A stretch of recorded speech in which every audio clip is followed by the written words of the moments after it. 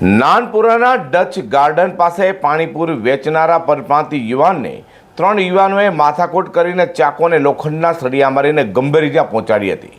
બનાવ અંગે અઠવા પોલીસે હત્યાની કોશિશ મુજબ ગુનો નોંધી હુમલાખોર ત્રિપુટીને પકડી પાડ્યા છે. અઠવા પોલીસ પાસેથી મળતી માહિતી મુજબ જહાંગીરપુરા સ્થિત મનપા ક્વાર્ટર્સમાં રહેતા ભાનુપ્રતાપ સંતરામ પ્રજાપતિ પાણીપુરી વેચીને પોતે પરિવારને મદદરૂપ બને છે. ભાનુપ્રતાપ હાલ નાનપુરા ડચ ગાર્ડન પાસે પાણીપુરીનું સ્ટેન્ડ ચલાવે છે અને ગત 26મી નવેમ્બરના રોજ સાંજે તેના સ્ટેન્ડ ઉપર અલ્તમસ અયાન સહિત અન્ય 3 પાણીપુરી ખાવા આવ્યા હતા. એ પછી ચણા ખાવા માટે માંગ્યા હતા, જે ન આપતા આ બાબતે અલ્તમસ અયાન સહિતના ઝઘડો કરી ઢીકા મૂકીનો માર મારીને ચાકુના ઘા સાથળ અને હાથના ભાગે માર્યા હતા.